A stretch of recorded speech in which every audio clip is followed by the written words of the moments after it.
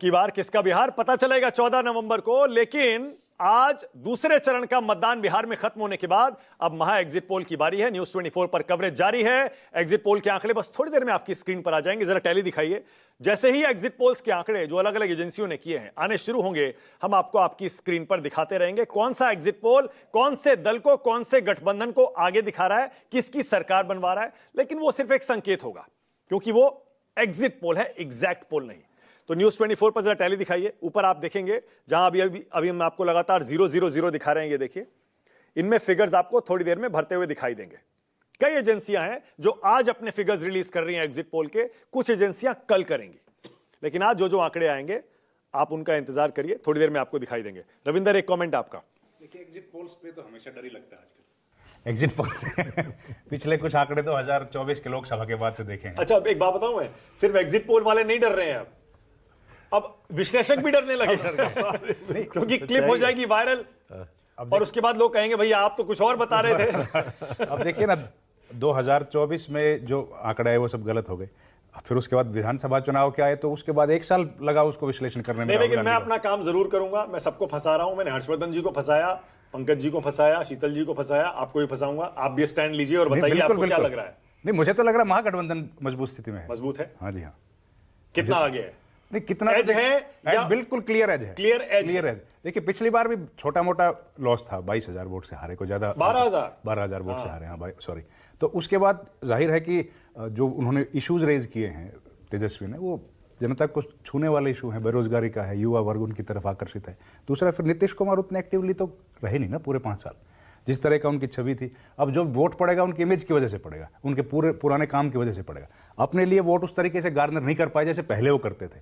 बाकी तो देखिए, उनका स्टाइल अलग है, लोगों से मिलते नहीं, इंटरव्यू वगैरह देते नहीं है। वो पत्रकारों से तो मुझे लगता है 2015 से नहीं मिले हैं। ठीक है। अच्छा, शीतल जी कह रहे थे कि एनडीए को एज है। आपने शायद कहा था कुछ दिन पहले कि हल्का सा एनडीए आगे लग रहा है या टाइट? मुझे ये लगता था कि ऑर्गेनाइजेशनली और सोशली उनका कॉम्बिनेशन बेहतर है। उस समय तक हम लोग एज और उसकी बात नहीं कर रहे थे, कौन ताकतवर है, तो आज बताइए फिर आज क्या है? वो तो मैं अभी उसी पे कंसिस्टेंट हूं जो मैंने आपके पिछले महागठबंधन आ गया कि महागठबंधन को अगर मिला तो वो 125 तक जाना चाहिए उसको। लेकिन अगर एनडीए को मिल रहा है तो फिर वो ज्यादा जाएंगे। ये मेरा है दोनों के बारे में। आंकड़े ज्यादा अगर एनडीए को मिलेगा, यानी या तो कांटे की टक्कर है और उसमें अगर इंडिया गठबंधन महागठबंधन आगे निकला तो 125 तक जा सकता है। और अगर जमीन पर कोई अंडर करंट है एनडीए के पक्ष में तो वो बड़ा जीत सकता है। तो उसकी साइज फिर बड़ी होगी। कितना आप क्या देख रहे हैं? जो भी 50, क्या एमपी 50 तक हो सकता है, 150, 145 हो जाए, हो सकता है 140 से 150 तक। मुझे लगता है कि यदि उनकी चल रही है, जो हमें नहीं नजर आ रही उस तरह से, लेकिन हो सकता है उनकी चल रही है, उनकी अंडर करंट बहुत तरह से आती है, तो अगर है वो तो फिर 140। पंकज जी, आपका क्या असेसमेंट है? देखिए, मैं तो आपसे शुरू से कह रहा हूं, मैं पहले चरण के मतदान के पहले से कह रहा हूं कि महागठबंधन आगे है और अंत तक आगे रहेगा। कितना? और पहले चरण के बाद तो मैंने आपसे स्पष्ट तौर पे कहा कि 130 और 135 के बीच सीटें महागठबंधन को मिलेंगी। 55% भी अगर स्ट्राइक रेट रहा तो 128 से 133-34 सीटों के बीच महागठबंधन को हासिल होंगी। और वो दूसरे चरण के बाद स्पष्ट हो गया है कि ये कम से कम इतना तो होगा ही। ठीक है, ओके। हर्षवर्धन त्रिपाठी, सीटों का कोई आंकड़ा दे सकते हैं क्या? कोई भी आंकड़ा, एक वाइल्ड दे दीजिए, बड़ी रेंज दे दीजिए, चलिए इसके बीच हो सकता है। देखिए मानिक जी, सीटों का आंकड़ा, क्योंकि पिछली बार मैं 2020 के चुनाव में सीटवार स्वयं विश्लेषण किया था, तो बहुत स्पष्ट मैंने 128 का आंकड़ा एनडीए को दिया था और क्या नंबर आए थे वो सबको ध्यान में। इस बार सीटवार मैंने विश्लेषण नहीं किया। और इस चुनाव में एक जो चीज है जिसको मतलब, क्योंकि शीतल जी वहां गए तो उनको शायद कुछ ज्यादा समझ में होगा, या और जो लोग वहां गए, क्योंकि मैं गया भी नहीं हूं, लेकिन जो मुझे यहां से सेंटिमेंट दिख रहा है वो एनडीए को क्लीन मेजॉरिटी है। क्लीन मेजॉरिटी मतलब सिर्फ भाजपा और जनता दल यूनाइटेड मिलकर ही बड़े मजे से पूर्ण बहुमत कर, इसको आप समझ लीजिए। और आश्चर्य नहीं मानिएगा कि अगर महाराष्ट्र और मध्य प्रदेश आपको फिर से दोहराता हुआ दिखे तो आश्चर्य मत मानिएगा, क्योंकि मुझे कोई वजह नहीं दिखती। अब अगर अंदर खाने, क्योंकि होता क्या विधानसभा चुनाव में सीट, प्रत्याशी, जाति, वहां कौन किसको अंतिम समय में नाराज कर दिया, किसकी नाराजगी बढ़ गई, ये सब लोग कहते हैं। अब जैसे हम तो नहीं चाहते हैं कि अनंत सिंह या वीणा देवी में से कोई जीते, लेकिन लोग बता रहे हैं कि अनंत सिंह जीत रहे हैं।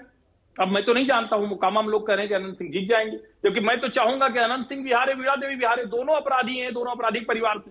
लेकिन हमारे चाहने से होता नहीं। हम लोग यहां से जो करते हैं जो जमीन पर समीकरण बदलते हैं, लेकिन ओवरऑल अगर कहें जो चुनाव जाता दिखा, और विशेष करके मैं फिर कह रहा हूं, वोट अधिकार यात्रा जो नाम दिया गया था, जिसको मैं राहुल गांधी छवि निर्माण यात्रा कहता हूं, उसने तेजस्वी के लिए बहुत नुकसान किया है। कितना किया ये बाद में होगा, अगर पंकज जी की बात सही निकले, अंडर करंट है तो बड़ा बढ़िया है भाई, लेकिन मुझे क्लीन स्वीप दिख रहा है एनडीए के पक्ष। ठीक है, ओके। अब आइए नवल किशोर, आपने सुन लिया, 4 एक्सपर्ट्स बैठे हैं मेरे साथ। नवल किशोर, अब 4 में से हर्षवर्धन त्रिपाठी कह रहे हैं एनडीए जीत रहा है, रविंदर कह रहे हैं महागठबंधन आगे है, पंकज जी कह रहे हैं महागठबंधन आगे, और शीतल जी कह रहे हैं दोनों नतीजे हो सकते हैं। बोलिए, अभी बाकी एग्जिट पोल आए नहीं है, इन्हीं के एग्जिट पोल पर चर्चा हो जाए।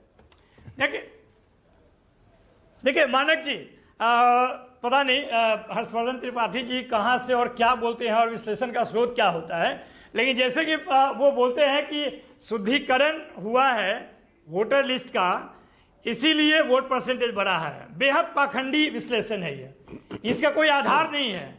ये वैसे ही हुआ है कि पाप और पुण्य का कॉन्सेप्ट है। ओहो, एक सेकंड नवल भाई, एक सेकंड रुकेगा, एक सेकंड नवल किशोर, एक सेकंड आपको मुझे रोकना पड़ेगा, 1 मिनट। मैट्रिस के एग्जिट पोल के आंकड़े आ गए हैं। अब मैट्रिस का एग्जिट पोल क्या कह रहा है? एनडीए 48%, महागठबंधन 37%, जन सुराज पार्टी 5%, एआईएमआईएम सिर्फ 1% और अदर्स 9%। इसका मतलब ये तो लैंडस्लाइड होगा। अगर एनडीए के पक्ष में 48% वोट मिल रहा है बिहार के चुनाव में, यह होगा लैंडस्लाइड। और ये देखिए, प्रचंड बहुमत का आंकड़ा मैट्रिस दे रहा है एनडीए के पक्ष में। 147 से 168 सीटें आ सकती हैं एनडीए को, महागठबंधन 70 से 90 पर आ सकता है, जन सुराज पार्टी खाता खोल भी सकती है और नहीं भी, और एआईएमआईएम 2 से 3 सीटें जीत सकता है, पिछली बार से 2-3 सीटें कम, अदर्स को 2 से 5। लेकिन ये एनडीए और महागठबंधन का ये जो अंतर है, 147 से 168 सीटें, वही 150 के पार, और 150 के पार गया तो 167 तक जा सकता है। महागठबंधन 100 भी क्रॉस नहीं करेगा। ये मैट्रिस का एग्जिट पोल कह रहा है। ये पहला एग्जिट पोल बिहार के चुनाव का आपकी टीवी स्क्रीन पर आया है, और न्यूज 24 का महा एग्जिट पोल इसी तरह के सारे आंकड़े आपको दिखाता रहेगा। 147 टू 167, महागठबंधन 70 टू 90। ये तो कोई अंतर ही नहीं, ये तो एक तरफा हो गया। शीतल जी, ये तो अगर ऐसा है जैसा आप कह रहे थे, लेकिन मुझे ये सच नहीं लगता। मैं कई बार कह चुका हूं स्क्रीन पे ऐसी चीजें, लेकिन फिर कह रहा हूं कि ये मुझे सच नहीं लगता। Okay, all right. Rajiv Ranjan जुड़ गया मेरे सहयोगी। एक कमेंट रविंदर, इससे मुझे लगता है कि मैट्रिस के पास ये जानकारी पुख्ता है कि कितनी रेल ट्रेनें कहां से चली हमारे पास वो जानकारी नहीं है। ओके, अच्छा, पहले नवल किशोर आप ही बोलिए, चलिए उसके बाद और विश्लेषण करेंगे। बोलिए नवल किशोर, ये तो एक तरफा दिखा रहा है मैट्रिस का। नहीं, देखिए, अगर देखिए, मुझे किसी सर्वे पे या इस पे कोई कमेंट नहीं करना है, क्योंकि उसमें धन भी लगे हैं और बहुत लोगों के मन भी लगे हैं वो काम करने में, इसलिए मैं उस पर कोई टिप्पणी नहीं करूंगा। लेकिन अगर इस तरह का आप आधारहीन विश्लेषण कीजिएगा तो फिर मुझे सोचना पड़ेगा। जैसा कि हर्षवर्धन त्रिपाठी जी ने कहा कि शुद्धिकरण से जो मत प्रतिशत है वो बढ़ गए होंगे, मैं इसको नहीं मानता हूँ। जो बातें हमने कही थी एसआईआर के खिलाफ में, जिस पर आज भी हम कायम हैं, और वोटर अधिकार के दौरान हमने कहा भी और उस पर कायम रहे कि जो प्रोसेस, जो प्रक्रिया है और जो टाइमिंग है, उसमें जो हमने सवाल उठाए थे वो सुप्रीम कोर्ट ने भी उस पर उसको सत्यापित किया। तो उसमें तो हम कोई गलत बात कहे नहीं थे। और जहां तक वोटर का है, अगर इस तरह के वोट गिरेंगे, इसका मतलब है कि आप बेरोजगार रखो, वोट ज्यादा मिलेंगे, आप पलायन करने पे मजबूत रखो, पलायन होंगे, आप पुल के पुल गिरा दो, पलायन होते रहेंगे, इतने भ्रष्टाचार करो कि नोट जलाने पड़े घर में, फिर उसके बाद बहुमत मिलते रहेंगे, तब तो फिर इस पर कुछ टिप्पणी करने के सवाल ही नहीं है। तब हम सिर्फ ये बात कह सकते हैं कि ऐसा संख्या, ऐसा विश्लेषण दिखाकर आप लोगों के मन में एक साइकोलॉजिकल इमेज बना रहे हो कि किसी कुछ भी करो एनडीए ही जीतने वाली है। मेरा मानना है अब भी कि लोग मुद्दों पे वोट करेंगे और जो निर्णय होगा वो महागठबंधन के पक्ष में होगा। सरकार बदलने वाली है, इसमें कोई डाउट नहीं है। जिस तरह का दिखा, मैं लगातार मैं भी चुनाव में रहा हूं, अभी भी मैं पार्टी कार्यालय से ही जुड़ा हूं और लगभग 1 महीने से यहां पर देख रहा हूं, जो लोग जिस तरह से सोच रहे हैं और बात कर रहे हैं, उसमें परिवर्तन ही समस्या का समाधान है। जो नीतीश कुमार जी हैं वो तो अचेत हैं, जो भारतीय जनता पार्टी है वो सचेत है। चेत व्यक्ति का पूरा फायदा उठाया उन्होंने भ्रष्ट अधिकारियों के माध्यम से, और जो जदयू में भारतीय जनता पार्टी के एजेंट हैं उसके माध्यम से उन्होंने पूरा का पूरा प्रयोग किया यहाँ पे। उस बात को लोग भी समझे हैं, इसलिए मैं ये नहीं मानता हूँ ठीक है, कि किसी भी सूरत में नवल भाई पूरा सम्मान है आपकी बातों का। देखिए नवल भाई एक सेकंड, नवल किशोर पूरा सम्मान आपकी बातों का, क्योंकि ये एग्जिट पोल है। आज आप जो दावा करेंगे सिर आंखों पर, क्योंकि ये एग्जिट पोल है, एग्जैक्ट पोल नहीं है। बाकी 14 तारीख को बात करेंगे। नहीं मैंने कहा ना पूरा सम्मान, कोई दिक्कत नहीं है, वो पूरा आपका हक है ये कहने का कि एग्जिट पोल गलत है। मैंने कब कहा कि मैं अपमान करता हूं? अरे नहीं भाई कमाल। चलिए प्रीति शंकर क्या कह रही है? प्रीति आपकी बारी है, बोलिए। प्रचंड बहुमत आ रहा है पहले एग्जिट पोल में आपका, बोलिए क्यों हो रहा है? मैंने कहा ना कि ये जो एग्जिट दिख रहा है वो एग्जैक्ट होने वाला है। और सबसे पहले तो मैं कहूंगी कि 38 मिनट में मुझे 1 मिनट भी अभी समय नहीं दिया गया, तो कृपया मेरे ही तरह सब लोग हमें सुने और थोड़ा वक्त बोलिए। अभी जो एग्जिट पोल आया है ये निश्चित रूप से जो आंकड़ा आ रहा है 167 का, ये 160 से कम सीटें एनडीए नहीं जीतेंगी किसी भी हाल में। जो हम लोगों का आकलन है वो इसलिए है क्योंकि पूरे चुनाव में और चुनाव के दौरान और चुनाव के पहले से ही पूरा एनडीए कुनबा एकजुट था। चाहे विधानसभा वार सम्मेलन की बात हो या कार्यकर्ता सम्मेलन की बात हो, हर सम्मेलन में सभी एनडीए के कार्यकर्ता एकजुट रहे, जो कि चुनाव में भी दिखा। यानी कि चुनाव भी हम लोग मिलकर लड़े। एक तरफ यहाँ पर एकजुटता थी, दूसरी तरफ महागठबंधन में बिखराव था। कई जगह तो फ्रेंडली फाइट के नाम पर महागठबंधन के दल आपस में ही टॉम एंड जेरी की तरह लड़ते हुए दिखे। तो इसका भी हमें एक सकारात्मक परिणाम देखने को मिल रहा है जो आपके एग्जिट पोल में दिख रहा है। आप तो साथ में खड़ा नहीं रहे। एक मिनट आप सुन लीजिए कृपया, मैंने आप सबों को सुना। दूसरी सबसे महत्वपूर्ण ये बात है कि जो एसआईआर हुआ उसमें जो डुप्लीकेसी थी, यानी कि जो वोटर्स कई ऐसे थे जो गांव में भी उनका नाम था और जो शहर में अपने रोजी रोजगार अपने शिक्षा के लिए जो रह रहे थे वहां पर भी उनका नाम था। तो जब एसआईआर हुआ तो उनका नाम एक जगह हो गया, यानी कि उसका फिल्टरेशन हुआ वोटर लिस्ट का। तो जो एक्चुअल वोटर्स थे वो उनके रहने के कारण ये मत प्रतिशत बढ़ता हुआ दिख रहा है। तीसरी सबसे इंपॉर्टेंट ये बात है कि जो ये बढ़ता हुआ मत प्रतिशत है, जो हम बिहार के पिछले चुनाव की बात कर लें तो जो 90, 95 और 2000 में जब आप देखेंगे तो उसमें राष्ट्रीय जनता दल का यूपीए का शासनकाल था और उसमें भी मत प्रतिशत लगभग यही था, 61-62% था। तो उस समय भी अभी जो हमारे विपक्षी प्रवक्ता कह रहे थे कि मत प्रतिशत बढ़ा है तो यह बिल्कुल बदलाव के लिए हो रहा है, उस पर मैं तर्क देना चाहती हूँ कि उस समय भी सत्ता थी और मत प्रतिशत इतना ही था, लेकिन वो सरकार कंटिन्यू की। और ठीक उसी प्रकार से इस बार भी जो मत प्रतिशत बढ़ता हुआ दिख रहा है वो किसी बदलाव के लिए नहीं बल्कि इस सत्ता को बनाए रखने के लिए ये बढ़ता हुआ मत प्रतिशत दिख रहा है। ये जो एग्जिट दिख रहा है, प्रीति एक सेकंड, अब ओके आपकी बात पूरी हो गई। तो मेरा छोटा सा सवाल है, ये जो अगर प्रचंड बहुमत आ भी रहा है ये किसके नाम पे आ रहा है? ये नीतीश जी के नाम पे आ रहा है या किसी और के नाम पे आ रहा है? ये मोदी और नीतीश जी की जोड़ी के नाम पर आ रहा है। ये जो प्रचंड बहुमत का आंकड़ा दिख रहा है पे कोई वोट देगा क्या? शासन की सरकार के किए हुए कामों के आधार पर दिख रहा है। और सबसे बड़ा फैक्टर यहाँ पर जो है ना, एम फैक्टर हमारे लिए है ना, वो महिला फैक्टर है। ओके प्रीति आपको रोक रहा हूं, एक और एग्जिट पोल आ गया है हमारे पास पीपल्स पल्स का, और ये भी कह रहा है एनडीए बड़े बहुमत के साथ बिहार में फिर से सरकार बनाने जा रहा है। एनडीए को पीपल्स पल्स के एग्जिट पोल के मुताबिक 133 से 159 सीटें मिल सकती हैं। महागठबंधन एक बार फिर उसी रेंज में जो मैट्रिक्स दिखा रहा है 75 से 101।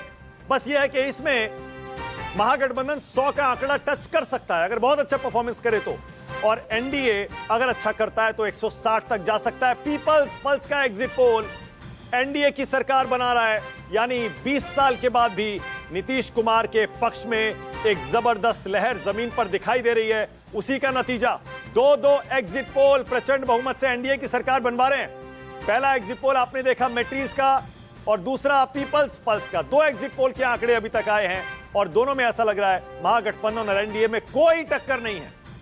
बहुत से विश्लेषक बोल रहे हैं कि यह कांटे की टक्कर वाला चुनाव है, लेकिन एग्जिट पोल अभी तक जो आए वो दोनों कह रहे हैं कोई टक्कर नहीं है, एक तरफा चुनाव है।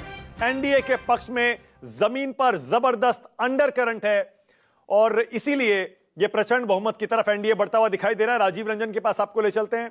राजीव, बिहार में कई सीटों पर घूमे, जनता की नब्ज को समझा, राजीव, ये दो एग्जिट पोल बोल रहे हैं एनडीए को प्रचंड बहुमत है। आपको यकीन हो रहा है क्या, जो आपने जमीन पर देखा और समझा, क्या ये उससे मैच करता है दो एग्जिट पोल का आंकड़ा? राजीव, देखिए मानक, पहली बात तो ये है कि एग्जिट पोल तो बहुत गलत भी हो चुके हैं और गलत होंगे भी और गलत हो भी सकते हैं। हम लोग भी जो आकलन करते हैं, कई बार गलत हुए, कई बार सही हुए, लेकिन जो जमीन पर हम लोग देखते हैं वो बोलते हैं।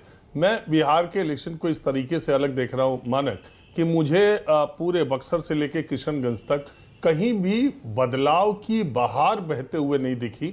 मुझे कहीं तेजस्वी यादव को सत्ता में लाने की बेचैनी और बेकरारी बिहार के वोटरों में नहीं दिखा। हाँ, मुझे दिखा नीतीश कुमार को रिटर्न गिफ्ट आखिरी बार देने की एक बेचैनी लोगों में थी, एक बेकरारी थी। नीतीश कुमार को जैसा इस चुनाव के 3-4 महीने पहले कमजोर कड़ी या उनकी तबीयत को, उनके वीडियोस को लेके जितनी बातें कही जा रही थी, वो सोशल मीडिया में चर्चा की बात भले रही हो, नीतीश कुमार के वोटरों, गांव गरीब लोगों के बीच में उसका कहीं कोई असर दिखाई नहीं दिया। और ये महिलाओं की लंबी लंबी कतारें, ये जो बढ़ा हुआ वोट बैंक है, निश्चित तौर पर नीतीश कुमार के पक्ष में ये वोट है और नीतीश कुमार बहुत ही कंफर्टेबली एनडीए की गवर्नमेंट बनेगी। उसकी 3-4 बातें, सब लोगों ने अपनी अपनी बातें कह दी हैं, मैं भी 3-4 बातें ऐसी रखता हूं जो मैंने देखी है। पहली बात जो है वो ये, जो लोग भी ये सोचते हैं कि नीतीश कुमार या एनडीए या बीजेपी ने 10,000 रुपए दे करके वोट खरीद लिए और ये जीत उसी 10,000 को समर्पित होगी, वो नीतीश कुमार के कद को और नीतीश कुमार का महिलाओं में जो पेनिट्रेशन है, जो उनकी पहुंच है, जो उनकी पकड़ है और महिलाएं जिसलिए उनको मानती जानती रही हैं, उसको बहुत कम करके, बहुत छोटा करके दिखाना होगा। आप यकीन मानिए, महिलाओं के एक बड़े वर्ग में यह बात मानक थी कि अगर सत्ता का परिवर्तन हुआ तो बिहार में शराब की दुकानें खुल जाएंगी। शराबबंदी बिहार में फेल है, लेकिन इसके लिए बिहार की महिलाएं नीतीश कुमार को कतई दोषी नहीं मानती, वो अपने बेटों, अपने पतियों को दोषी मानती है, जो 2 गुना 3 गुना दाम पे शराब खरीद रहे हैं और ब्लैक में खरीद रहे हैं या कैसे भी चोरी छुप पे पी रहे हैं। वो मानती है कि नीतीश कुमार ने एक बहुत बड़ा काम किया है और अगर ये सरकार गई तो वहां शराब शुरू हो जाएगी और शराब की दुकानों के सामने से शाम को गुजरने में महिलाओं को या लड़कियों को कैसा लगता है, ये धरती पर और कार्यक्रम देख रही और सारी महिलाओं को पता है। चाहे शराबी उनसे बदतमीजी करे ना करे, लेकिन वो कैसा फील करती है ये उन्हें पता चलता है। दूसरी बात, जीविका दीदी और तमाम ऐसी योजनाएं नीतीश कुमार ने जो लागू की और जमीन पर उतारा है। देखिए, नीतीश कुमार के काम की, आज इलेक्शन खत्म हो गया तो मैं खुल के कह सकता हूं कि नीतीश कुमार ने जो नीतियां लागू की, उसे जो जमीन पर इंप्लीमेंटेशन किया है, जो जमीन पे उतारा है, वो सूद समेत वोटर उनको वापस कर रहे हैं। और अगर बीजेपी भी इस गलतफहमी में थी या विपक्ष के लोग कि नीतीश कुमार को माइनस करके ये इलेक्शन लड़ा जा सकता है या बाद में, उन्हें भी हकीकत समझ में आ गई और सबने जल्दी से गलती सुधारी। वो एक शेर है ना कि लगा के देख जो भी हिसाब आता हो, हटा के तू मुझे गिनती में रह नहीं सकता। इस इलेक्शन में नीतीश कुमार ने यह साबित कर दिया है। और तीसरी जो इंपॉर्टेंट बात है, जो ये वोट ज्यादा आपको दिखाई दे रहा है, निश्चित तौर पर एसआईआर का इसमें बहुत बड़ा रोल है क्योंकि वोट कटे हुए हैं और कई जगहों पर लोगों की शिकायत थी दलितों की कि उनके वोट कट गए जो पढ़े लिखे नहीं है। हालांकि ये बहुत बड़ा मामला नहीं है। और दूसरी बात, मानक मैं ये कहूंगा, वो 10,000 वोट तो, वो 10,000 पैसे तो ऐसे वर्गों, ऐसे जातियों, ऐसे धर्म को मानने वाले लोगों को भी गए हैं जो परंपरागत तौर पर एनडीए के वोटर नहीं है। इसके बावजूद महिलाओं का एक बड़ा चंक और युवा, जो बेरोजगारी की बात, जो पलायन की बात कही जा रही है, तो कोई ऐसा नहीं कि नीतीश कुमार आए हैं तो पलायन शुरू हो गया और बेरोजगारी शुरू है। इनफैक्ट पिछले 50 सालों में सबसे ज्यादा नौकरी भी नीतीश कुमार के शासनकाल में ही मिली है। और तीसरी और इंपॉर्टेंट बात लॉ एंड ऑर्डर है, जिसकी वजह से नीतीश कुमार, आप देखिएगा, एक आश्चर्य, मेरा ऐसा मानना है, गलत भी हो सकता हूं, कई बार एग्जिट पोल गलत हुआ, कई बार मैं भी गलत हुआ, लेकिन इस आशंका में कि मेरा बोला हुआ, मेरा देखा हुआ नहीं बोलना चाहिए, कहीं मैं गलत ना हो जाऊं और पॉलिटिकली करेक्ट रहूं, ताकि कब परसों जब 14 को नतीजा आए तो मैं सेफ रहूं कि मैंने ऐसा कुछ नहीं कहा था। इसलिए मेरे दिमाग में या दिल में या मैंने जो देखा है वो बोलने से अपने आप को मैं रोक नहीं सकता कि नीतीश कुमार दूसरी एक बात है कि आप बिहार के पिछले 35 सालों को देखेंगे मानक, तो लालू यादव के 15 साल में करीब करीब 10-11 साल या 12 साल ऐसे थे जिसमें लालू यादव की सरकार बिहार में थी और उनके अपोजिट सरकार केंद्र में थी। तो बहुत कारण हो सकता है, 2001 में झारखंड अलग हो गया, तो लालू यादव के शासनकाल में शायद विकास के उतने कार्य नहीं हुए, लेकिन नीतीश कुमार के शासनकाल में भी 10 साल ऐसे थे, बल्कि 13.5 साल ऐसे थे 20 साल में, जिसमें नीतीश कुमार केंद्र की विरोधी ओके राजीव, एक सेकंड आपको रोक रहा हूं। एक और एग्जिट पोल आ गया राजीव, एक सेकंड आपको रोकना पड़ेगा मुझे। एक और एग्जिट पोल, पीपल्स इनसाइट, और ये एग्जिट पोल कह रहा है एनडीए 133 से 148 सीट जीत सकती है, महागठबंधन 87 से 102। यानी तीसरा exit poll back to back, सारे एग्जिट पोल कह रहे हैं बिहार में एनडीए की प्रचंड बहुमत के साथ सरकार आने वाली है। 243 सीटें हैं, 122 का बहुमत का आंकड़ा। और अगर एनडीए को 3 एग्जिट पोल 150 के आसपास दिखा रहे हैं, 167 तक दिखा रहे हैं, उससे आप अंदाजा लगा लीजिए कि सारी एग्जिट पोल करने वाली एजेंसियों को इस बार वोटिंग खत्म होने के बाद मतदाताओं से बात करके कैसा महसूस हो रहा है। 3 एग्जिट पोल करने वाली एजेंसियां कह रही हैं बिहार में एनडीए की सरकार आ रही है, बड़े बहुमत से आ रही है।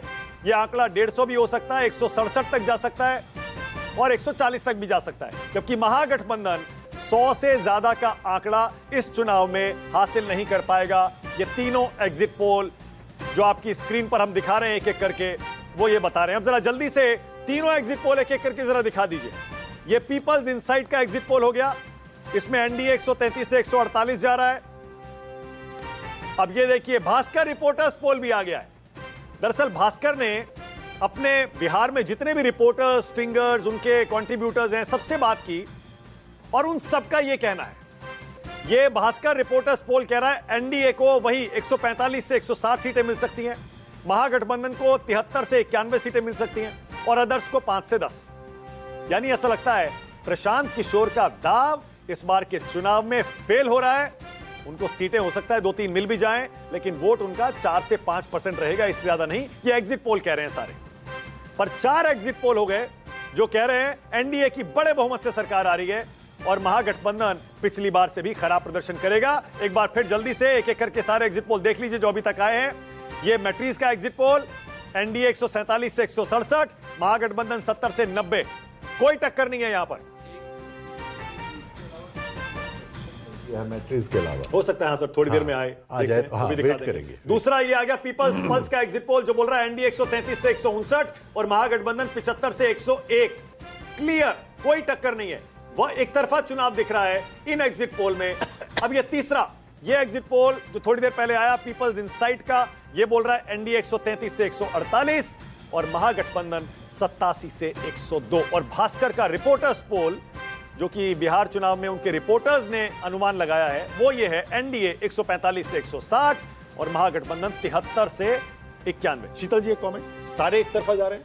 वही मत प्रतिशत मिले, जैसे मैट्रिक्स का मत प्रतिशत आया था तो उसमें नजर आया कि 10% से ज्यादा उसने डिफरेंस दिया है। हाँ। तो मैंने उसे काउंटर किया कि ऐसा संभव नहीं है, लेकिन अब बाकी का मत प्रतिशत नहीं है तो इसलिए समझ में नहीं आता कि वो किस आधार पर यहाँ पहुंचे इस नतीजे पर। तो मत प्रतिशत जरूरी है। और मैं एक सवाल पूछना चाहता हूँ रंजन जी से कि जो उनका एनालिसिस है उसमें मैं ये जानना चाहता हूँ, क्या बीजेपी से ज्यादा सीटें जदयू ला सकती है इस चुनाव में? उनका क्या आकलन है? बोलिए राजीव। बस शीतल जी यही कहना रह गया था, आखिरी बात। आज मैंने बहुत सफर किया, मैं बहुत थका भी हूं। तो जेडीयू 100% बीजेपी से बड़ी पार्टी होगी और ये तेजस्वी ने ये चुनाव महागठबंधन ने नहीं लड़ा है, तेजस्वी ने अकेले लड़ा है। कांग्रेस पार्टी और सीपीआई-एमएल का प्रदर्शन बहुत ही बुरा होने को है और मुझे ऐसा लगता है कि 31 सीटें, 100 सीटें उनको दी गई थी, पिछली बार 31 थी, इस बार अभी तो कहा नहीं जा सकता, लेकिन इन 100 सीटों पर महागठबंधन बहुत कमजोर था। तेजस्वी ने यह चुनाव अकेले लड़ा है, अकेले दम पर तेजस्वी, और आप देखिएगा कि उसमें जो 90% सीटें होंगी महागठबंधन में वो आरजेडी के पास होंगी। तो इसका मतलब ऐसा भी हो सकता है कि आरजेडी नंबर 1 पार्टी रहे सीटों के मामले पे, अगर 90% है। चूंकि वो 143 सीटों पर वो लड़ी है, तो अगर वो 50% स्ट्राइक रेट के साथ भी आती है तो उसका 77 सीटें हो जाती मान लीजिए है। अगर 50% स्ट्राइक रेट से जेडीयू तो मुझे ऐसा लगता है, इसमें भी मुझे शंका हो सकता है जेडीयू पूरे बिहार में सबसे बड़ी पार्टी भी हो सकती है।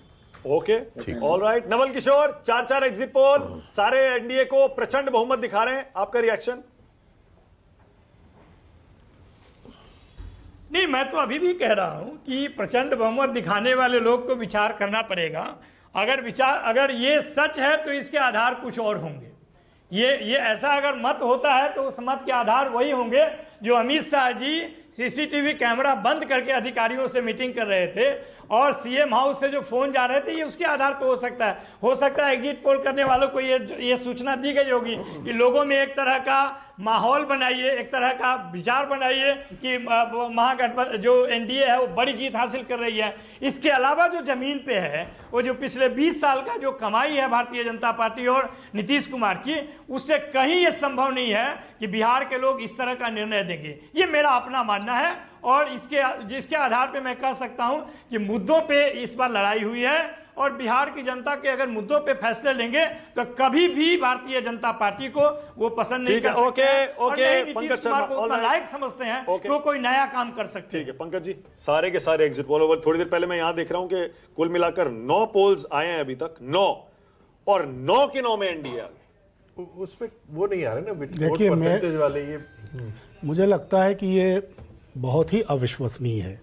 आप देखिए जितने एग्जिट पोल अभी तक आपने दिखाए हैं। अच्छा, ये देखिए चाणक्य स्ट्रेटजीज भी आ गया। चाणक्य स्ट्रेटजीज भी वही कह रहा है 130। हालांकि ये देखिए इसमें उतना बड़ा अंतर नहीं है महागठबंधन और एनडीए में। इसमें 130 से 138 है, बहुमत का आंकड़ा 122 होता है और महागठबंधन 100 से 108 तक जा सकता है। ये चाणक्य कोई दूसरा चाणक्य, ये कुछ और है। टुडे चाणक्य नहीं है, ये बहुत सारे चाणक्य स्ट्रेटजीज करके कुछ है। जी।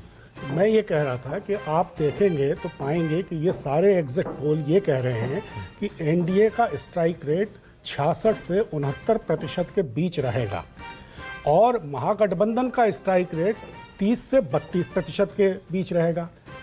ये 30 से 32% और 66 से 69%, इतना फर्क होना संभव नहीं है। पिछली बार एनडीए का स्ट्राइक रेट था करीब 46%, तो 46% से 69%, यानी 23-24% का जंप हो गया इस चुनाव में। ऐसा मैं मानने को तैयार ठीक है, ओके। तो हर्षवर्धन जी मुझे नहीं मुस्कुरा रहे हैं। लगता कि ये हर्षवर्धन सही त्रिपाठी क्यों मुस्कुरा रहे हैं? आपको भी यकीन नहीं हो रहा क्या इन सारे एग्जिट पोल्स पर? नहीं मानक भाई, देखिए मैं तो एग्जिट पोल आने से पहले ही कह रहा था कि भाजपा और जेडीयू मिलाकर बहुत क्लीन स्वीप करेंगे और महाराष्ट्र और मध्य प्रदेश हो सकता है। मुझे तो कोई इसमें आश्चर्य दिखता ही नहीं है। सबसे स्वाभाविक जो अगर अनुमान लगाना है, किसी एग्जिट पोल को मत करिए, जो भी बिहार देख रहा था उसको ही अनुमान लग रहा था। कोई अगर ऐसी बात हो, और मैं राजीव रंजन जी को सुन रहा था, कई बार होता है ना, जैसे नवल भाई ने कहा कि आपने जो कहा कि शुद्धिकरण हो गया तो आपका पाखंड है ये। अब वो गलत कहते, प्रोफेसर होके शब्द चयन भी नहीं सही कर पाते, बड़ा विचित्र है। लेकिन कोई बात नहीं, प्रोफेसर साहब है, नवल जी अपना उनका गलत को पाखंड कहते हैं। मूल बात नहीं, सारा ज्ञान तो त्रिपाठी जी के पास है, नीतीश और किसी के पास नहीं हो सकता है। आप बताइए ना क्या आधार है? शुद्धिकरण के आधार पर वोट परसेंटेज बढ़ जाएगा, इसका आधार पर आपने हमला क्यों नहीं किया? विश्वविद्यालय में पढ़ के आए हैं, बिना मतलब कहा कि बकवास। एक सेकंड रुकिएगा जरा, हर्षवर्धन जी एक सेकंड रुकिएगा जरा, एक सेकंड रुकिएगा। महा एग्जिट पोल का ये आंकड़ा जरा नोट कर लीजिए, जो आपकी स्क्रीन पर यहाँ ऊपर एक लाल और सफेद रंग के बैंड में नजर आ रहा है। ये आंकड़ा है महा एग्जिट पोल का आंकड़ा। 8-9 के आसपास एग्जिट पोल आए हैं और उनका एवरेज ये निकलता है। एनडीए 150 के आसपास, महागठबंधन 84, जन स्वराज पार्टी 2, अदर्स 5, और अदर्स में एआईएमआईएम और बाकी आप छोटी मोटी पार्टियों को जोड़ लीजिए। लेकिन ये एवरेज जो है सारे एग्जिट पोल्स का, ये क्लियर कहता है कि महागठबंधन और एनडीए में कोई टक्कर नहीं है इस बार चुनाव में। 150 के आसपास अगर एनडीए जीत रहा है, इसका मतलब ये एक तरफा चुनाव था। अब कहां पलटा ये चुनाव? क्या शुरू से एनडीए आगे था, या फिर प्रचार के दौरान, योजनाओं के दौरान, या फिर किसी और पार्टी के दाव से ये चुनाव पलटा? इसकी जाहिर है कि इसकी एनालिसिस होती रहेगी और 14 नवंबर को जब नतीजे आएंगे उसका भी एक अपना एक अलग मजा होगा ये देखने का कि क्या वाकई एग्जिट पोल इस बार सही साबित होंगे। राजीव रंजन कुछ कहना चाह रहे हैं? अच्छा, पहले प्रीति एक कमेंट कर लीजिए, उसके बाद जाऊंगा। आप प्रीति बोलिए, पहले एक कमेंट आपका, बोलिए। देखिए, ये विश्वास और भरोसा कोई एक बार नहीं बनता है, और मोदी नीतीश जी के जोड़ी ने जो महिलाओं युवाओं पर जो विश्वास जमाया है उसको कोई तोड़ नहीं सकता। और हम लोग चुनाव प्रचार के दौरान एक नारा लगाया करते थे कि व्यर्थ पड़े हो चक्कर में कोई नहीं है टक्कर में। आज मैं कहना चाहूंगी कि व्यर्थ पड़े थे चक्कर में कोई नहीं थे टक्कर में, क्योंकि एनडीए की प्रचंड बहुमत की सरकार बनने जा रही है और उसमें सबसे बड़ा योगदान महिलाओं का है। उन महिलाओं का है जिनको पहले लड़की के रूप में साइकिल मिला, छात्रा के रूप में छात्रवृत्ति मिली, जब वो शादी करने के लिए गई तो उनको आर्थिक मदद मिली। वो महिला रुक जाइए, थोड़ा रुक जाइए, अब रुक जाइए। अब सबसे बड़ा सवाल का समय हो गया है। गरिमा स्टूडियो में आ गई हैं। गरिमा मेरी जगह बैठे, इतने मैं राजीव रंजन को माइक दे रहा हूं। राजीव जरा आप बताइए क्या बोलना चाह रहे हैं। राजीव, एवरेज ऊपर यहां स्क्रीन पर हम दिखाते रहेंगे। राजीव रंजन बोलिए।